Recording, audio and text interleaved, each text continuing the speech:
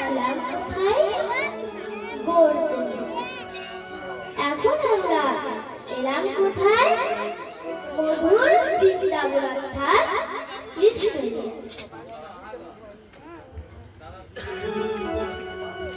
তখন আমার সেই গৌর সুন্দর কি করছেন না? তাহলে আমি যে কৃষ্ণলীলা এই নৌকা বিলাস পালাটি করব, এই পালার নৌকা আমি তেমন কিছুই জানি না। আমার গুরুদেবদের আশীর্বাদে, আপনাদের আশীর্বাদে, আমার পিতামাতার আশীর্বাদে আমি ওনাদের কাছ থেকে যতটুকু পেয়েছি এবং ওনারা আমাকে যতটুকু দিয়েছে ততটুকুই আমি আপনাদের শ্রবণ করাবার চেষ্টা করব। এই গানের মাধ্যমে বাবা অনেকেই ভুল দিতে হবে। নিজ সন্তান ভেবে আমায় আপনারা সকলেই ক্ষমা করে দেবেন। নিতাই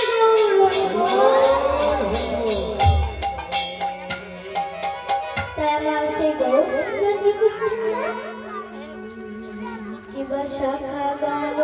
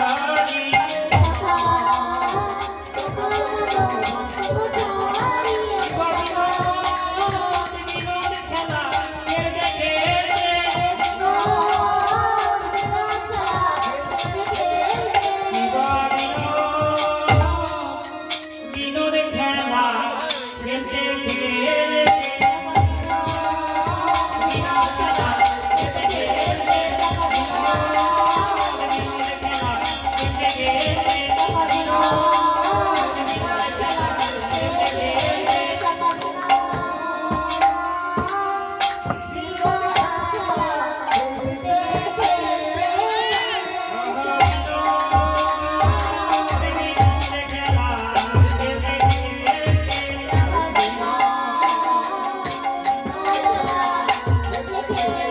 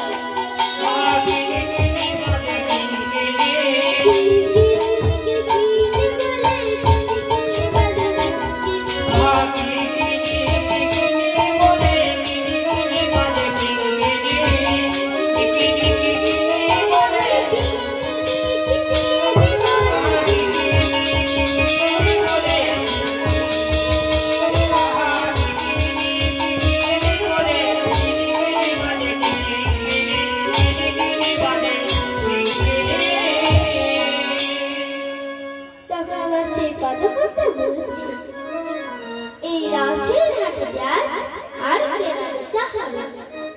কারণ কেউ বলছে শাড়িটা আগে কিনে, আবার কেউ আবার বলছে রায়টা আগে কিনে। তখন আমার সেই পদকর্তা বলছে যে দুটোকে কিনতে গেলে আগে কি কিনতে হবে? মনকে কিনি গো,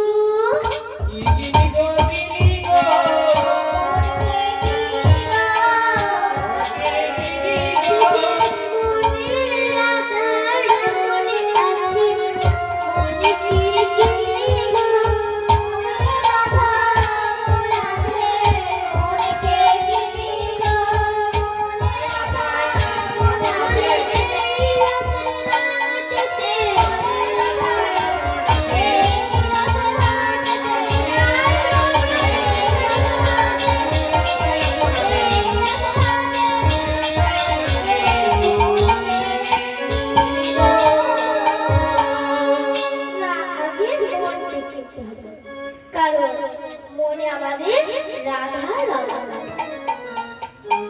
তপন তনয়া তীরে তরুণী লইয়া ফিরে, তপন তনয়া তীরে তরুণী লইয়া ফিরে, তপন তনয়া তীরে তরুণী লইয়া ফিরে, গগদনা গুরুনা আরাস গো,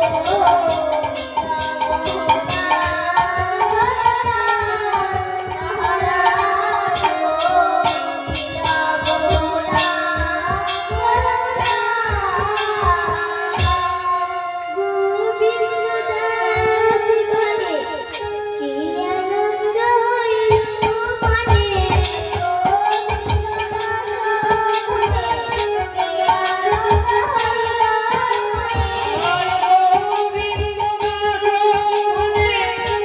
আনন্দ হইল মনে,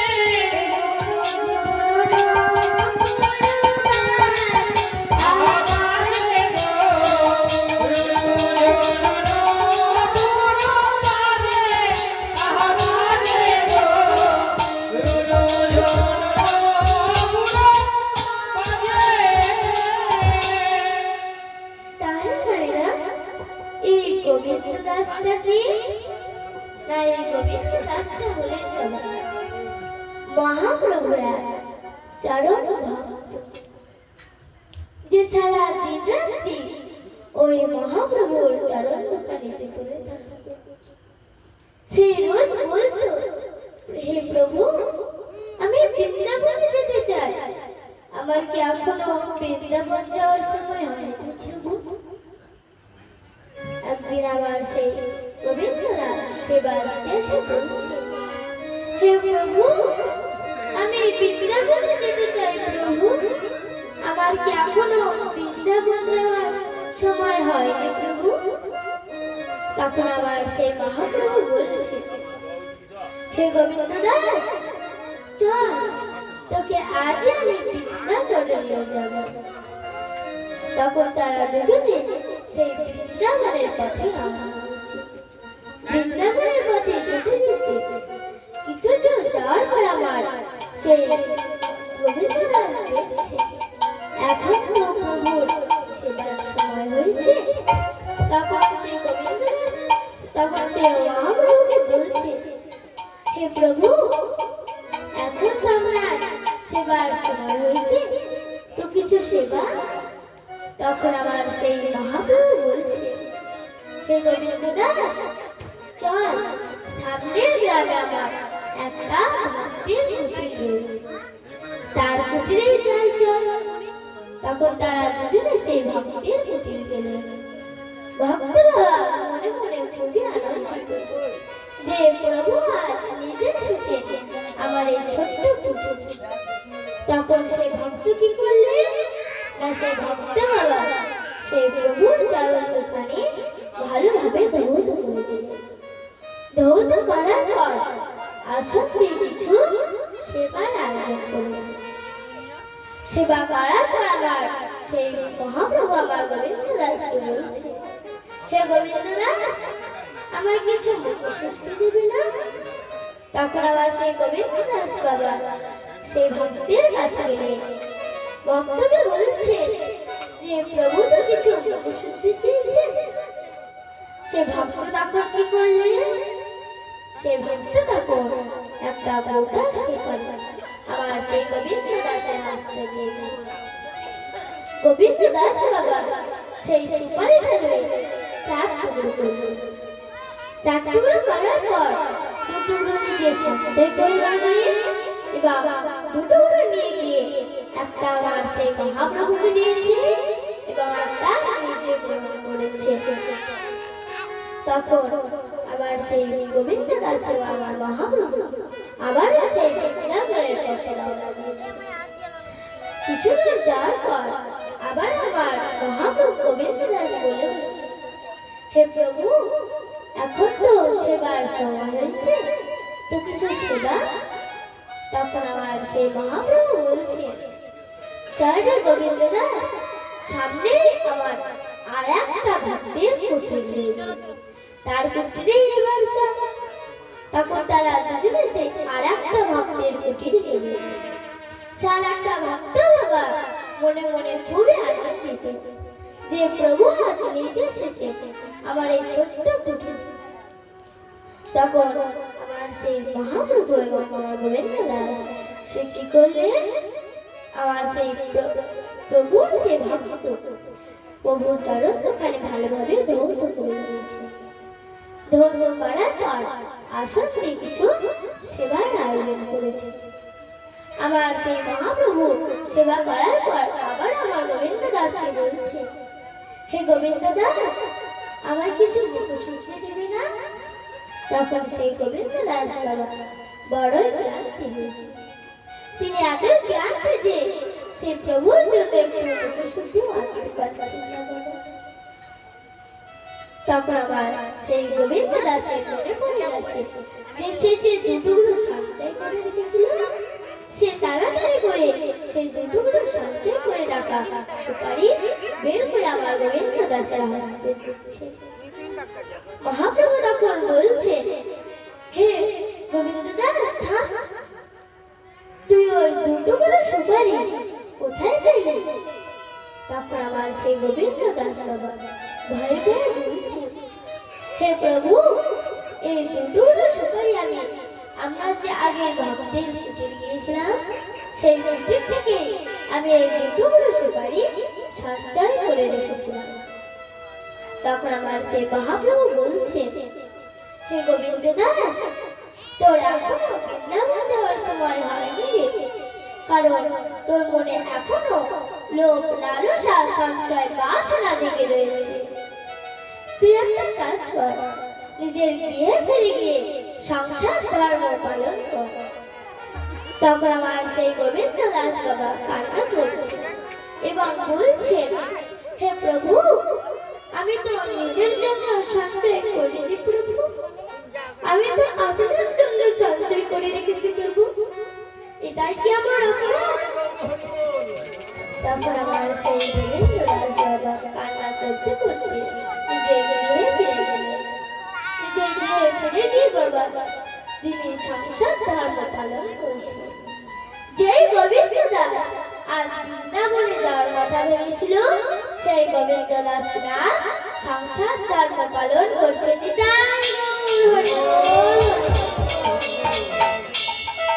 তখন আমার সেই গোবিন্দ দাসের বাবা সংসার ধর্ম পালন করতে করতে তার সেই ছোট্ট কুটিরে আলোকিত হয়ে একটা পুত্র সন্তান জন্ম ধারণ করলেন।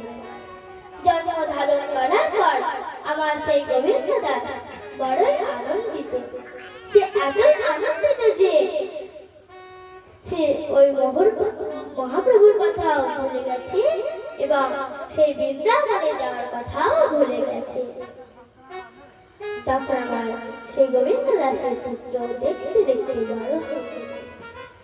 বড় হয়ে গিয়ে আমার গোবিন্দ দাস ওই গঙ্গায় স্নান করতে গিয়েছিল। স্নান করতে গিয়ে কোথা থেকে আবহাওয়ার জ্বালানি কাষ্ঠ ভেসে আমার গোবিন্দ দাসের অঙ্গে লাগছে। গোবিন্দ দাস যত সরিয়ে দিচ্ছে তত আমার গোবিন্দ দাসের আনন্দ লাগছে। গোবিন্দ দাস তখন রেগে গিয়ে সেই মরা জ্বালানি কাষ্ঠ উঠিয়ে নিয়ে ছুঁড়ে ফেলে দিলেন। যেই না ছুঁড়ে ফেলে দিয়েছেন বাবা, তখন আবার সেই মহাপ্রভু বলে উঠলেন, হে গোবিন্দ দাস, আজ তুই আমায় ভুলে গেলি? ওই সংসার ধর্মে পড়ে আজ তুই আমায় ভুলে গেলি?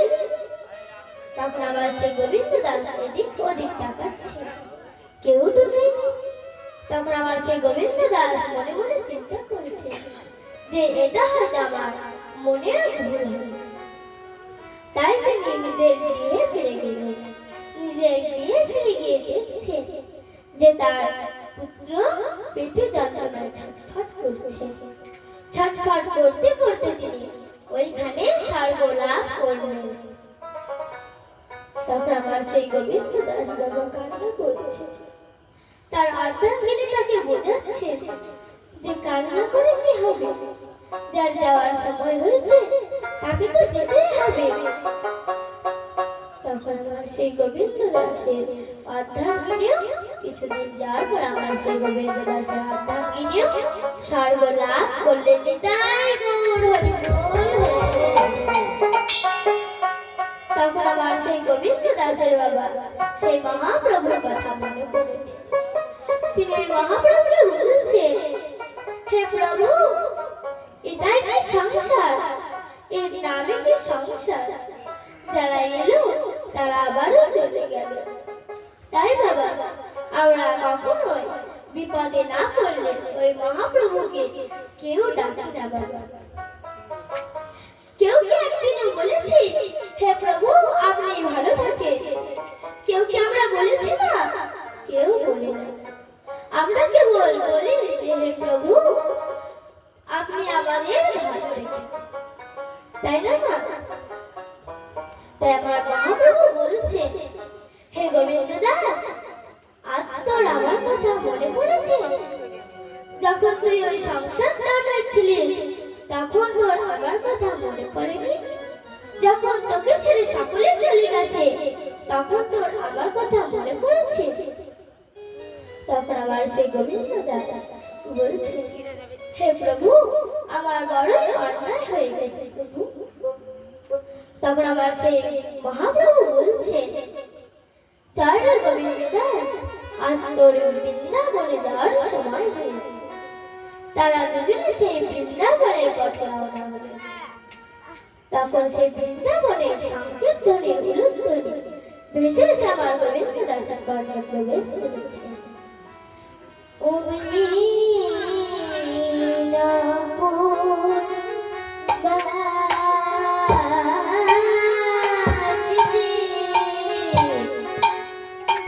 বাজতে লাগলো রে ওরে নাপুর, অমনি নাপুর।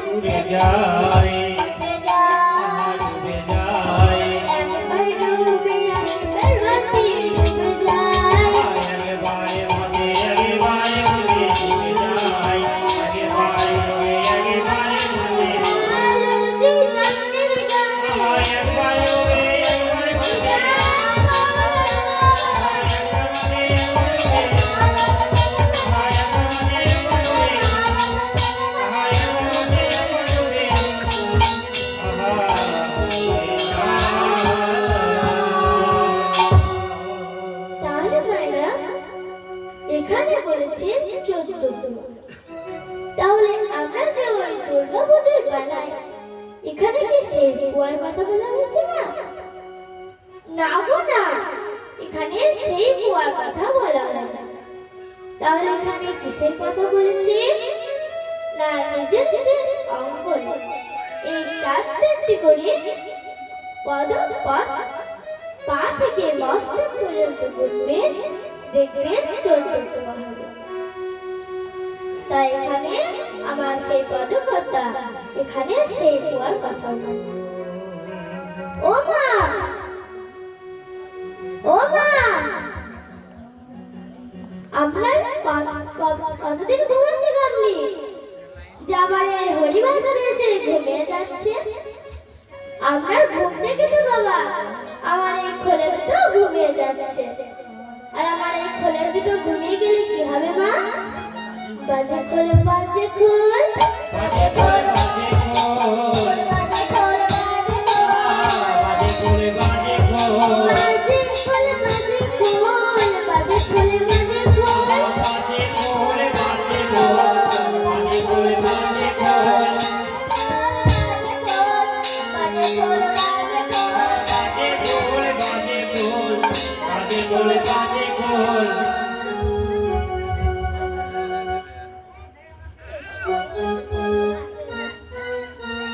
আরে আপনি যে এতক্ষণ ধরে খোলটা বাজাতে তুই বলছিস বাজে খোল?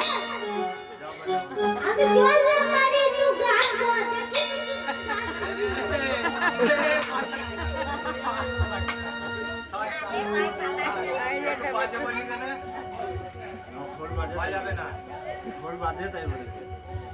তাহলে মা দেখুন, আপনার জন্য আমার এই খোলও পালিয়ে যাচ্ছে। ভাই যাস না, যাস না, আর বলবো না, আর বলবো না, চলে আয় ভাই, চলে আয়।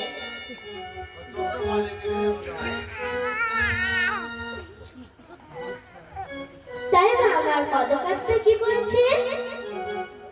আমার পদকারটা বলছে, বিবেক বৈরাগ্য দিয়ে দোলন করিল, বিবেক বৈরাগ্য দিয়ে বিবেক করিল,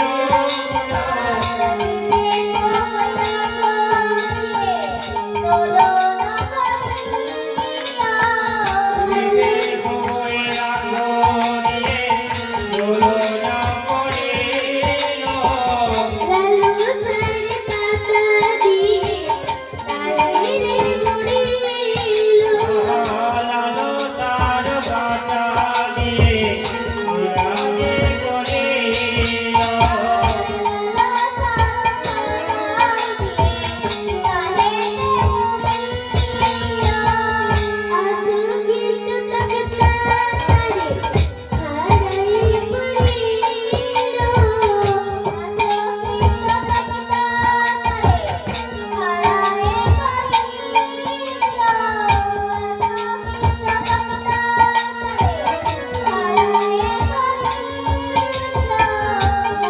অনুবিধা ভক্তি দিয়ে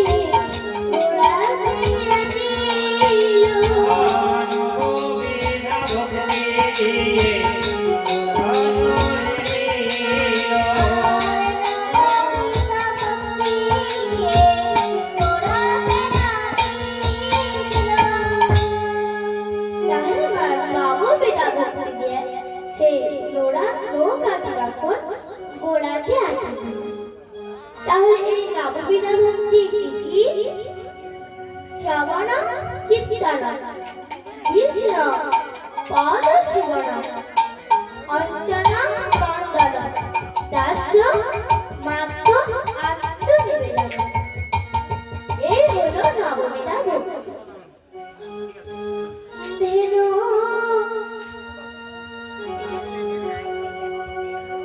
আজ রাধারানী আমার সেই শ্বশুর বাড়ি দিবাভাগে একাকিনী রন্ধনশালায় রন্ধন করেছে।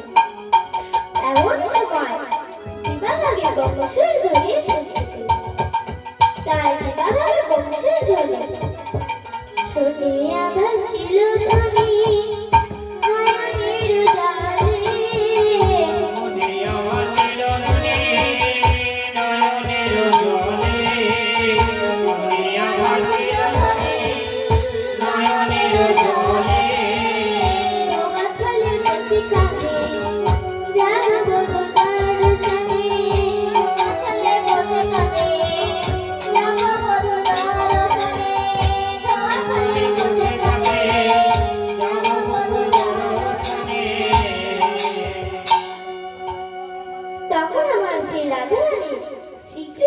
কাজ যাওয়ার জন্য ধোয়ার চালে বসে বসে কাঁদছে।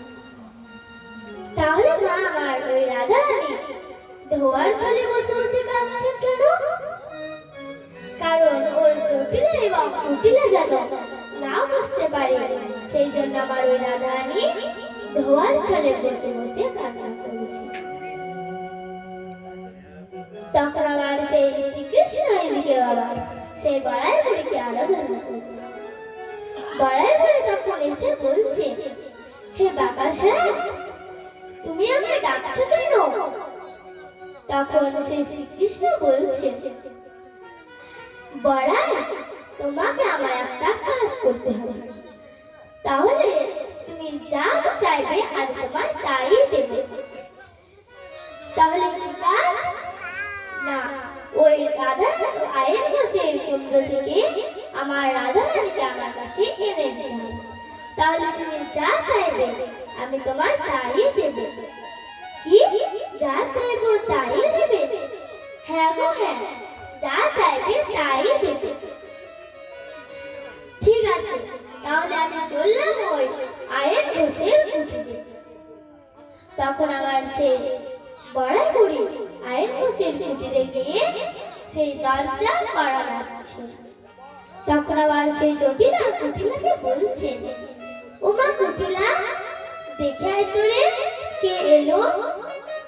তখন আবার সেই কুটিলা গিয়ে দেখছে যে বড়াই বুড়ি বাইরে দাঁড়িয়ে রয়েছে। তখন সেই জটিলাকে বলছে, ও মা জটিলা, দেখো দেখো বড়াই বুড়ি এসেছে গো।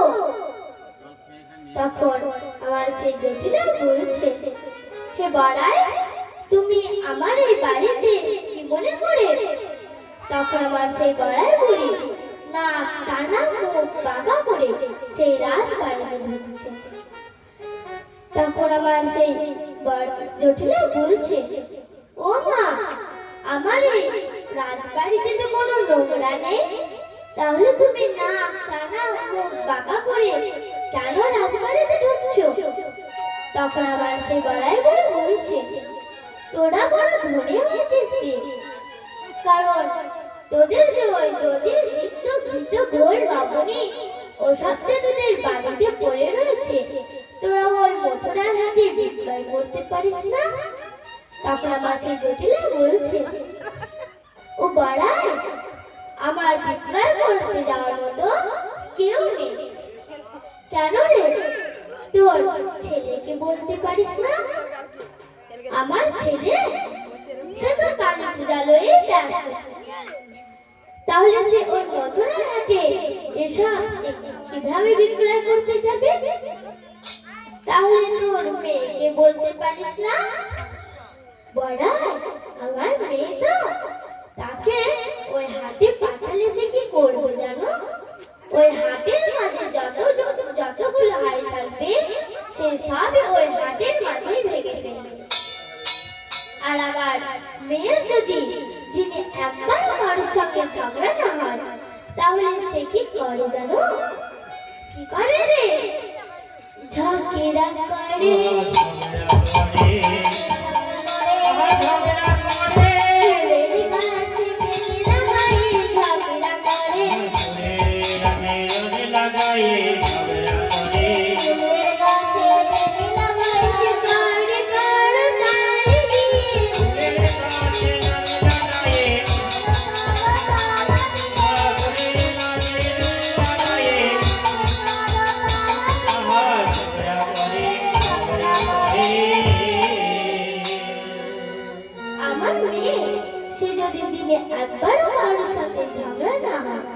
তাহলে সে ওই ফুলের গাছে বেরিয়ে তাকে লাগাবে এবং ঝগড়া করবে।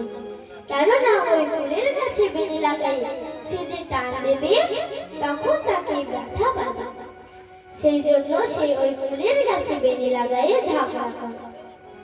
তাহলে মা, এখানে তো আপনারাও বসে আছেন, তাহলে কজন ঝগড়া করতে পারেন হাত তুলুন দেখি মা। কেউ পারেন না ঝগড়া করতে? আমি পারি না, আমার এই খোলে দুটো পারি। তখন আমার সেই জটিলা তখন আমার সেই বড়াই বড় বলছে, তাহলে তোর বৌমাকে পাঠাতে পারিস না? আমার বৌমা? ঠিক আছে বল, তুমি যখন এত করে বলছো, আমি আমার বৌমাকে তোমার সাথে ওই মথুরার হাটে পাঠাতে পারি, কিন্তু আমার ওই বৌমাকে তোমায় শিখিয়ে পড়িয়ে নিতে হবে। ঠিক আছে, পাঠিয়ে দে, শিখিয়ে পড়িয়ে আমি ঠিক ওই মথুরার হাটে তোর এই গীত ভোর লবণী সবই বিক্রয় করা শিখিয়ে দেবো।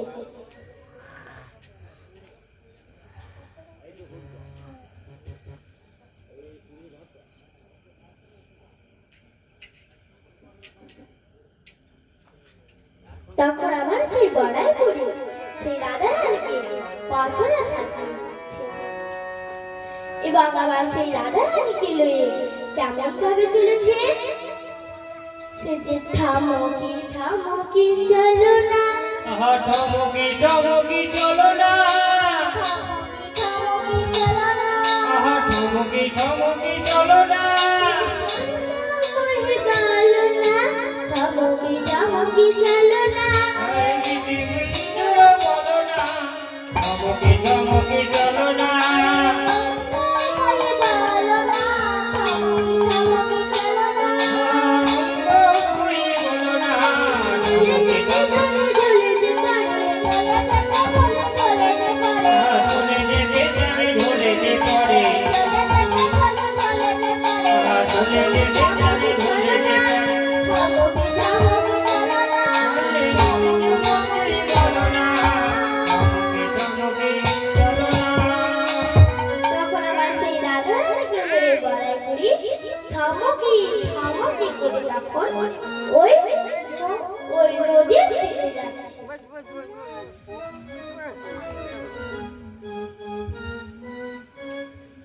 সেই তরুণী খানে রাজা তুফান জানে যিনি, ছিল করণী মণি রজত কুঞ্চনে গিরি, সেই তরুণী খানে রাজা তুফান জানে যিনি, না জানো লুকাই লুকাই গো, না জানো লুকাই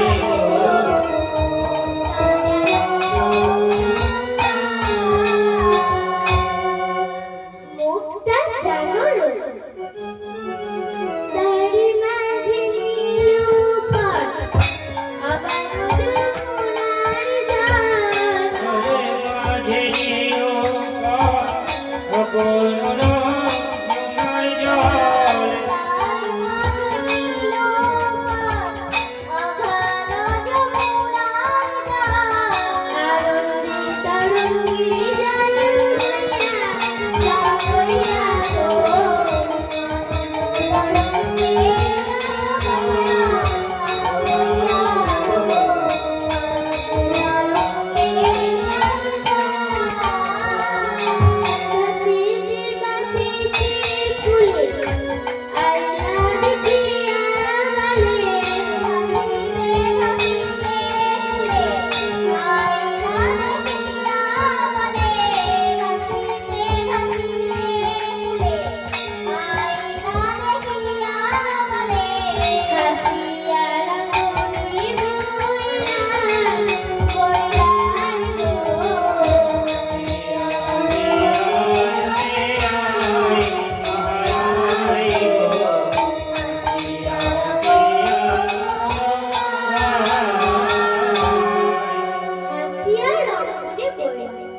তখন দূর থেকে ললিতা লক্ষ্য করেছেন যে ওই একটা দূরে নাবিক দাঁড়িয়ে রয়েছে। তখন ললিতা আমার সেই বড়াই বুড়িকে বলছে, রাধারানীকে বলছে, হে রাজ, দেখ দেখ ও দেখ দূরে একজন নাবিক দাঁড়িয়ে রয়েছে। তখন শ্রীমতী রাধারানী বড়াই বুড়িকে বলছে, হে বড়াই, সামনে প্রবল নদী দেখা যাচ্ছে, কিন্তু তার উপরে যে ওই যে একটা নাবিক দাঁড়িয়ে রয়েছে, উহাকে দেখে কিন্তু আমার ভালো লাগছে, কারণ উহার আমরা হলাম অবলা সরলা বাবা, শ্বশুর আলায় হতে এসেছি। বিকে কিনে তুমি শিখিয়ে দেবে, যথাসময় আমার শ্বশুর গৃহ তুমি পৌঁছে দেবে।